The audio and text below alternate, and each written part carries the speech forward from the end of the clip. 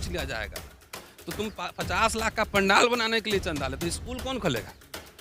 बच्चा को कौन पढ़ाएगा? कॉलेज कौन खोलेगा? अखबार कौन निकालेगा? संसद कौन घेरेगा? आप सुनिए, अब आ रहा हूँ अभी। आपने कांशीराम को दगाबाजी की, उनके पीठ पे छुरा मारा। इस आधार पर निकले थे ना कि कांशीराम ने पॉलिटिकल पार्टी बना ली, इसी आधार पर निकले थे ना। तो फिर तुमने क्यों पॉलिटिकल पार्टी बनाई? तुमने क्यों पॉलिटिकल पार्टी बनाई और मिशन चला रहे थे? जितने एट्रोसिटीज हो रहे हैं देश भर, हकमारी जितने हो रही, तो एट्रोसिटीज में कितना बार जाकर तुम जिला के गिरते हो? ये बताओ ना, कहीं देखा है आपने गिरते हो? खाली राष्ट्रीय अधिवेशन होगा क्रिसमस के छुट्टी में, बड़े बड़े पंडाल लगेंगे और उसी में जो है कहाँ किसको विदेश भेज रहे हैं। हम बोलते हैं तो हम आरएसएस के एजेंट हो गए। भाई एक बार बताओ, अगर हम आरएसएस के एजेंट हैं तो सरकार 8 साल से कुछ हम लाभ लिए होते? प्रोफेसर बन गए रहते, डायरेक्टर बन गए रहते, राज्यसभा में बन गए रहते, कहीं गए रहते ना। लेकिन हम तो उल्टा मुकदमा लड़ रहे हैं। अभी कह रहे हैं लोग डॉक्टर रतन लाल को जो है कांग्रेस राज्यसभा भेजेगी। अच्छा, भेजेगी तो भेजवा देना, अच्छी बात है ना, क्या दिक्कत?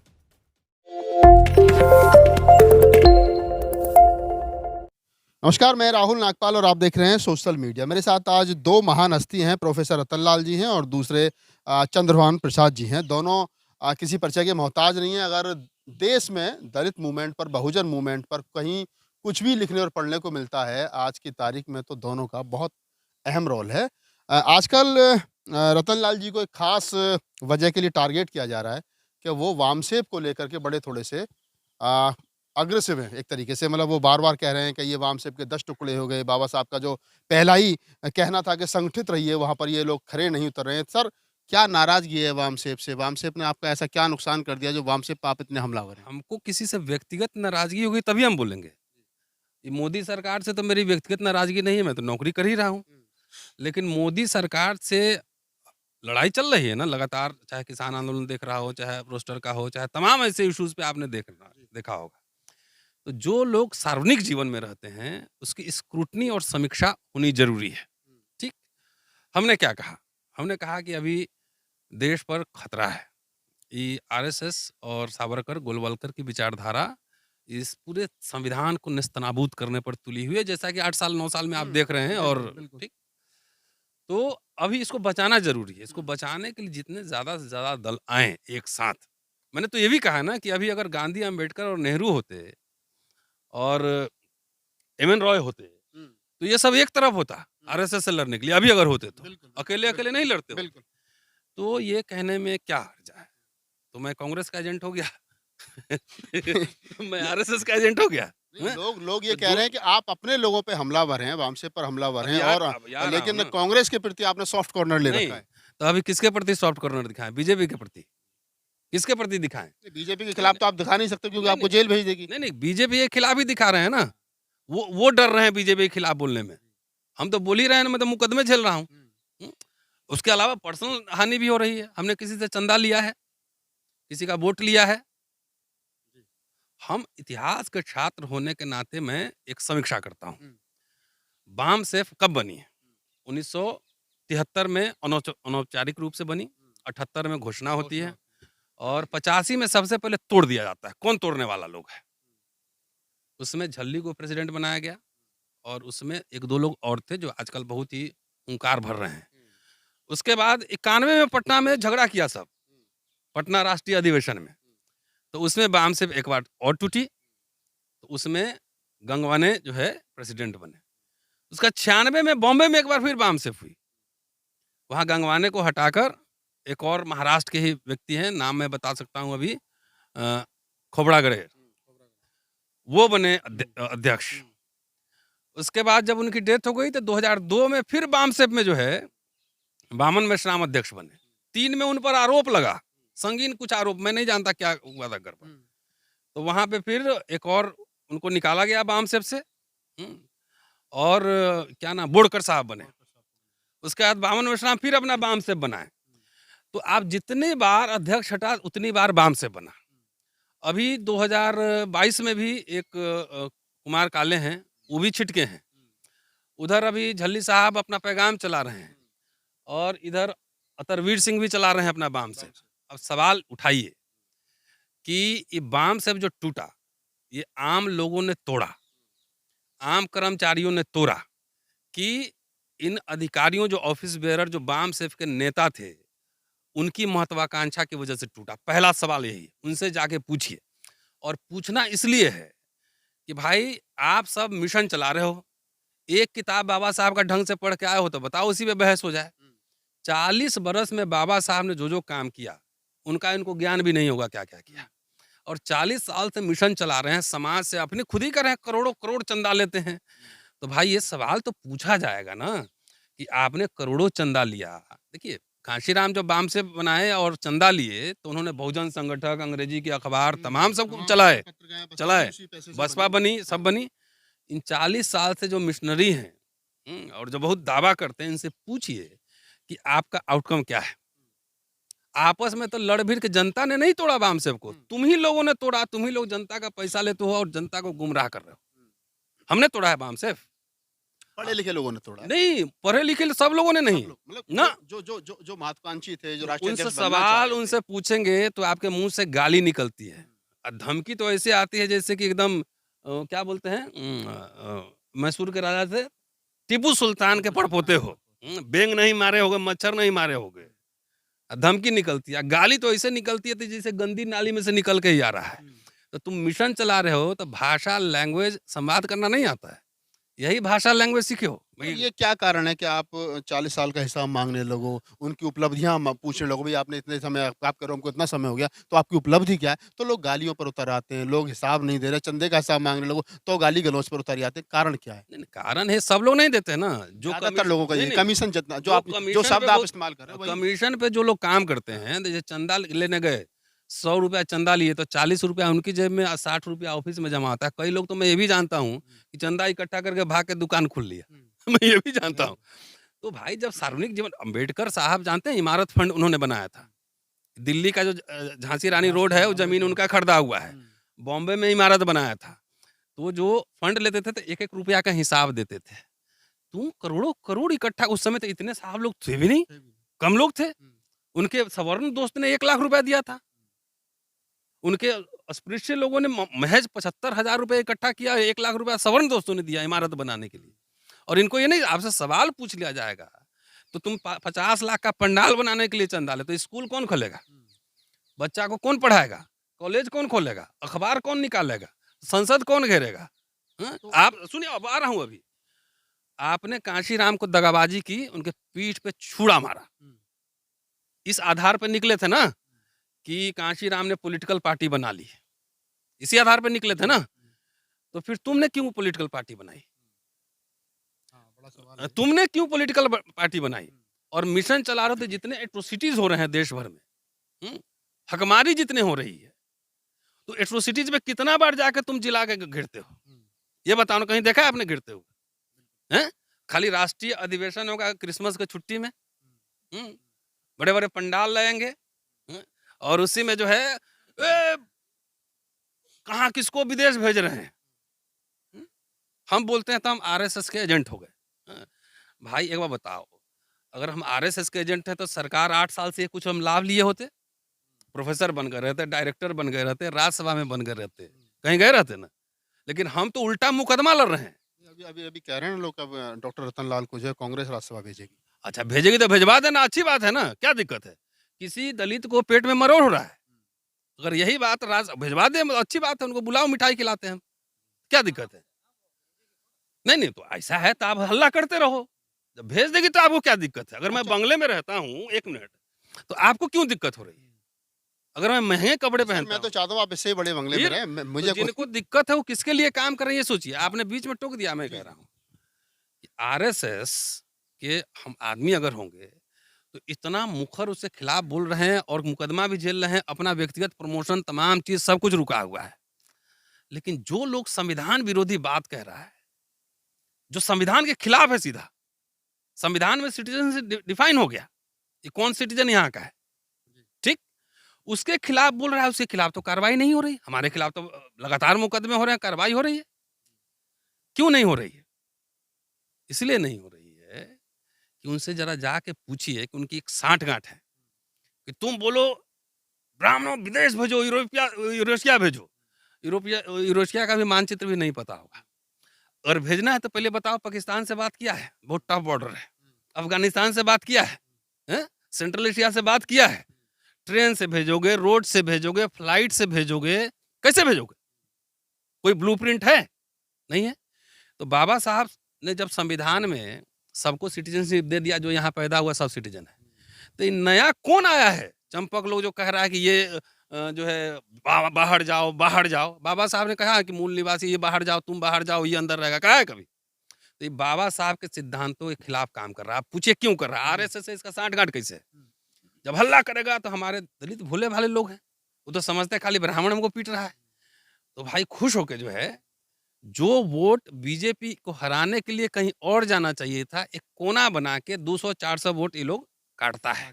ठीक है? तो 200-400 वोट काट के उसको आरएसएस से फंडिंग मिलती है कि तुम हल्ला करते रहो। जैसे एक हैदराबाद में है, हल्ला करता है, फंडिंग होता है, 200-400 वोट कुछ ही काटो। तो सरकार और आरएसएस से ये लोग स्पॉन्सर्ड है। बड़ा आरोप लगा रहे हैं सर आप। बड़ा लगा रहा हूँ। क्यों नहीं? जब भावना आहत हो रही है, मेरे ऊपर मुकदमे हो गए, अपना जबकि मैं पीएचडी हूँ इतिहास में, मैं टिप्पणी कर सकता हूँ। जो कह रहा है कि विदेश जाओ, वो क्या पीएचडी है? एंथ्रोपोलॉजिस्ट है? क्या है वो? हिस्टोरियन है, एंथ्रोपोलॉजिस्ट है, डीएनए टेस्ट अपना करवाया है पहले। हुँ, हैं? ये करवाया है, तो ये तो सीधा संविधान पे हमला है ना। हमारी बाबा साहब की लड़ाई क्या थी? कि इस देश में दलित जो है ना इज्जत सम्मान के साथ रहे, हिस्सेदारी हो, बराबरी हो इसमें। ये जितना विदेश भेज रहा है, एक बुद्धिस्ट टेम्पल जो ब्राह्मणों के कब्जे में है, एक जरा खाली करा के दिखाए मुझे। हुँ? एक ब्राह्मण को एक गाँव से निकाल के दिखाए मुझे। ये सब पूरा प्रायोजित है कि रियल जो मुद्दे हैं कि आपके ऊपर हमले हो रहे हैं, भटकाना, उसका हकमारी, तमाम जो मसले हैं, इससे भटकाओ और सीधे यूरेशिया भेज दो। हुँ? तो हमारा कुछ लोग खुश हो जाता है कि बाप रे! अब तो यूरेशिया भेजने वाला है। तो वो 200-400 वोट काटने का वो सब कीमत मिलती है। इसलिए ये लोग ये काम करते हैं। हमारा तो सीधा टक्कर है मोदी सरकार से आरएसएस। हुँ? इन पे मुकदमे क्यों नहीं होते हैं? इतने करोड़ों चंदा लेते हैं। बहुत सारे लोग पे 10-20 हज़ार 50 लाख 2 लाख पे ईडी छापा मार देती है, सीबीआई मार देती है। ये जब खोल के बोल रहा है करोड़ों चंदा लेते हैं, तो उसका हिसाब कहाँ है? ईडी क्यों नहीं पकड़ती है? सो कहाँ है चंदा बताओ? तो आप ये सीबीआई कह रहे हैं कि मतलब जो ये इस प्रकार के संगठन चला रहे हैं वामसेप के खास तौर से और भी अन्य तरह-तरह के हैं, तरह-तरह के जो लोग तरह-तरह हैं, के हैं। वो कहीं न कहीं आरएसएस और बीजेपी की सह पे ज़िंदा हैं और वो आरएसएस और बीजेपी को मजबूत करने के लिए काम कर रहे हैं। एकदम, मैं एकदम दावा के साथ कह रहा हूँ, उन पे मुकदमे क्यों नहीं सीबीआई रेड मारती है हाँ, हमारे? मतलब जबकि रतन लाल अगर एक ट्वीट कर देते हैं तो हाँ, मुकदमा हो जाता है। हाँ, हम और बहुत सारे एक्टिविस्ट हैं कुछ बोलते हैं हुँ, तो उनके खिलाफ कानूनी कार्रवाई होती है, इनके खिलाफ नहीं होती है, बड़ा सबूत है। हाँ। जो बात अभी रतन लाल जी ने कही, आप कितना इत्तेफ़ाक रखते हैं? क्या वास्तव में क्योंकि आपका भी लंबा अनुभव है सोसाइटी में काम करने का, बहुत सारी बुक आपने लिखी हैं, बड़े आंदोलनों से जुड़े रहे हैं। कैसा आप लग रहा है कि मतलब इसका कोई उपचार है, इससे निजात पाई जा सकती है या इसी प्रकार समाज जो है वो ठगता रहेगा? देखिए राहुल जी, अभी जब चाय पी रहे थे आप, तो आपने एक बात कही थी कि मैं प्रसाद जी आपको राष्ट्रीय सहारा के दिनों से जानता हूँ। राष्ट्रीय सहारा में मैं 10 सवाल का जवाब देता था। दलित लोग चिट्ठियों से पूछते थे, गैर दलित भी पूछते थे, और उसपे मुझे चिट्ठियों में गालियाँ लिख-लिख कर के आती थी। मैं प्यार से जवाब देता था। 18 साल का बच्चा मुझे अम्बेडकर बात बताता था, तो हुँ। मैं आदरणीय लिख के जवाब देता था। अभी कुछ दिन पहले आपके एक प्रोग्राम में एक पाठक ने ये लिखा कि प्रसाद दिन ने क्या किसी को एक नौकरी दिलाई है क्या? मैं कभी अपने बारे में बड़ी-बड़ी बातें नहीं करता। उत्तर प्रदेश में एक आंदोलन हुआ। आंदोलन की एक डिमांड सरकार ने मानी। राजनाथ सिंह उस समय शिक्षा मंत्री थे कि आप प्रसाद जी आंदोलन विथड्रॉ कर लीजिए। और सीएम थे हाँ, नहीं, नहीं, शिक्षा मंत्री तब थे। उत्तर प्रदेश। हाँ, कल्याण सिंह सीएम थे। अच्छा।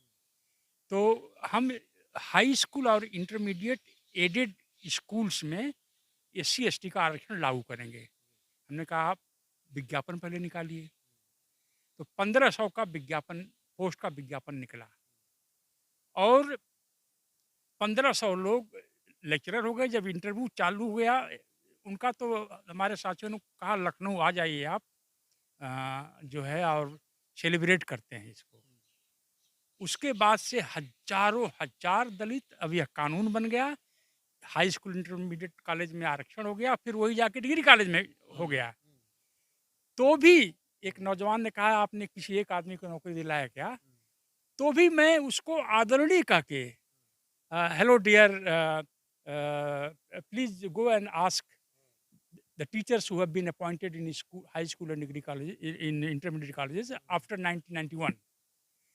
तो अगर मैं पब्लिक लाइफ में हूँ तो पब्लिक मुझसे प्रश्न भी पूछ सकती है ना, पब्लिक का अधिकार पूछने का है। तो जो प्रश्न प्रोफेसर रतन लाल पूछ रहे हैं उसका प्यार से जवाब देने में क्या दिक्कत है? कोई दिक्कत है? कोई दिक्कत नहीं होनी चाहिए। He is a scholar, he is a thinker. His Ambedkarnama is the most respected platform today of ideas. तो इनका जवाब लाल साहब आप बुरा क्यों मान गए? हम आपको बताते हैं ये एक काम गाली करते गलौज ही हैं। आता है ना हाँ, सीधा। तो सर, नहीं सर, तो सर, जो समाज आपको जैसा आपने बताया कि राष्ट्रीय सहारा में आपको उस समय भर भर के गालियां भेजता था 98 और 95 से तो मैं पढ़ रहा हूँ लगातार आपको। आप देखिए तो कटिंग आपको अभी करते हैं। अभी आप समझिए कि आप 25-27 साल के बाद में भी अगर समाज उसी प्लेटफॉर्म पे खड़ा वहीं खड़ा है तो तब्दीलियां क्या आई फिर? तो वो जो काम प्रोफेसर रतनलाल जी के साथ हो रहा वही चंद्रभान प्रसाद जी के साथ हो रहा था। हाँ, तो क्या उम्मीद करेंगे ऐसी सोसाइटी से? देखिए एक बात मैं भूल जाऊं इसके पहले, बामसेफ का एक हिस्टोरिकल कंट्रीब्यूशन रहा है दलित चेतना बढ़ाने में। अ, दलित पै- हाँ, दलित पैंथर्स के बाद बामसेफ DS4 दलितों में एक हिम्मत पैदा की और लोग इकट्ठा हुए। पर बामसेफ ने कांशीराम की जवानी भी खा गई। बामसेफ ने एक हैंडसम BSc पास व्यक्ति की पूरी जवानी बामसेफ ने खा ली। तो बामसेफ को जो दूसरे लोगों ने इनहेरिट किया है, चाहे जितने भी टुकड़े हो गए हों, उनको ये तो मालूम होना चाहिए कि कांशीराम ने अपने फॉलोअर्स को गालीबाज नहीं बनाया कभी। ये बड़ी बात कांशीराम ने अपने फॉलोअर्स को गालीबाज नहीं बनाया कभी। तो अगर कोई यह सवाल पूछे कि आप ऐसी जनरेशन क्यों पैदा कर रहे हैं जो प्रोफेसर रतन लाल के प्रश्नों से डर जाए, एक बात तो ये, और दूसरी बात ये, मेरा यह स्पष्ट मानना है, मैं तो सब काम बंद कर दिया था, मैं एक अमेरिकन यूनिवर्सिटी ज्वाइन कर लिया, उनके लिए किताबें लिख रहा हूँ। अपनी जीवनी लिखा है मैंने, वो छपेगी अमेरिका में। दलित समाज, दलित मिडिल क्लास से मेरा कोई भरोसा नहीं है। यह अपने पैरों में हथौड़ी मार रहा है, अपनी उंगलियां तोड़ रहा है, कुछ दिन बाद अपना कान काटेगा, अपना नाक काटेगा। एक एक ये भ्रम में कि हम हुक्मरान बनेंगे और पार्लियामेंट के गुंबद पर अंडरवियर बनियान पहनकर दूरबीन से अफगानिस्तान से और रसिया तक वहां तक शासन करेंगे। आप ये बताइए मुझे, कई लोगों ने लिखा है कि प्रसाद जी आपको ये मालूम होना चाहिए कि जो शासक वर्ग है उसके साथ कभी अन्याय नहीं होता है। तो शासक वर्ग कैसे बन जाएंगे आप? ये बताइए ना, दिल्ली की MCD में एक सीट जो नहीं जीत पा रहा सारा है बाम से मिलके। और वो बोला है हम शासक वर्ग बनेंगे। 16.5% पॉपुलेशन कैसे शासक वर्ग बनेंगे? हम अमेरिका में जा चुके हैं, एक यूनिवर्सिटी में रह चुके हैं। ब्लैक ने ये कभी गलत ड्रीम अपने लोगों को नहीं दिखाया। उन्होंने ब्लैक्स को कैपिटलिस्ट बनने के लिए भागीदारी। हाँ, इसका आंदोलन चलाया और जब पहले ब्लैक पूंजीपति बने, इसके बाद ब्लैक राष्ट्रपति बना और एक बार नहीं 2 बार बना। तो अगर यह बात डॉक्टर कह रहे हैं, मैं ये कह रहा हूँ, तो किसी को आना चाहिए ना ये ब्लूप्रिंट लेकर के प्रधानमंत्री कि कैसे बने? 273 सीट हम जीतेंगे प्रसाद जी, हमारा यह ब्लूप्रिंट है। तो अगर इस तरह से जवाब देने का आपके पास साहस नहीं है, तो आप कैसे हुक्मरान बनेंगे? तो चंद्रभान प्रसाद एक जी और एक और बात सब जी बता जी दूं, जी जो पूछते हैं कि आपने एक को भी नौकरी दिलाया है, तो न चंद्रभान प्रसाद न मैं एम्प्लॉयमेंट एक्सचेंज नहीं है। अगर मैं ये सवाल उठाऊं कि मोदी सरकार ने नौकरियां खत्म कर दी, तो हमसे आप सवाल पूछे कि आपने एक को दिलवाया, तो ये तो बेहुदा सवाल है ना, बेहुदा सवाल है। हमारे लिखने बोलने से, मिलने से, मेमोरेंडम देने से, आंदोलन करने से अगर कुछ लोगों का भला हो जाए तो बेहतर ही तो सरकार का काम है नौकरी देना ना। तो इसके लिए वैसे लोगों से पूछिए कि तुम कितना दिन सड़क पर आए हो, अगर रोस्टर की लड़ाई हम लोगों ने लड़ दी, उससे कितने हज़ारों हज़ार टीचर लेक्चरर बनेंगे। बनेंगे कि नहीं बनेंगे? हैं? तो वो नहीं है। हम नहीं भी करें तो तुम्हारे प्रति ज़िम्मेदार थोड़ी हैं। क्यों? हम सरकार दलित समाज से मेरी कोई उम्मीद नहीं है। हाँ, इनके बच्चों को शादियों के लिए लड़के-लड़के नहीं मिलेंगे, जो मिडिल क्लास है, जिसकी 30,000 रुपए 3,000 रुपए तनख्वाह डेली है। 90,000 रुपए के ऊपर वालों की बात मैं कर रहा हूँ। तो ये अपना सब कुछ खो रहा है। थोड़ी-सी मुझे, मैं तो चुपचाप बैठ गया था, अमेरिका किताब लिख रहा हूँ, मस्त हूँ। बच्चों को पढ़ाने की कोशिश कर रहा हूँ। अम्बेडकर नामा पर जो लोगों के रिस्पॉन्स आ रहे हैं, तो थोड़ी-सी उम्मीद बची है कि मिडिल क्लास एकदम कोलैप्स नहीं हो चुका है। कुछ लोग इसमें से बीच-बीच में जो है, कुछ लोग मतलब बात को सुन रहे हैं, समझ रहे हैं।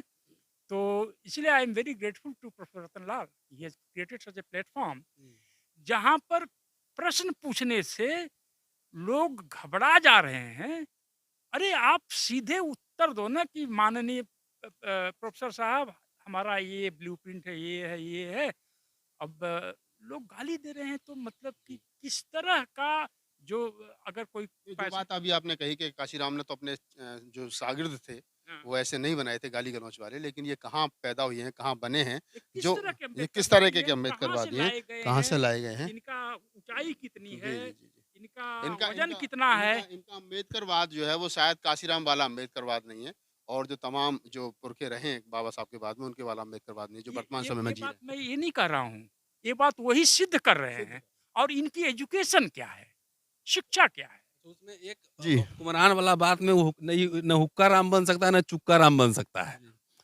बाबा साहब ने एक का बात कही थी, एक लाइन, लंबा भाषण है 1944 का मद्रास में, 10 पेज का भाषण है। उस भाषण में उन्होंने गोलमेज सम्मेलन की बात की है, गांधी पवेल मुलाकात की बात की है, गांधी जिन्ना पे बात की है, अपने अनुभव है उस पे बात की है, और अंतिम 2 पैराग्राफ में उन्होंने लिखा है कि हमारा उद्देश्य अपने समुदाय को शासक जमात बनाना है, जाओ अपनी दीवारों पर लिख दो।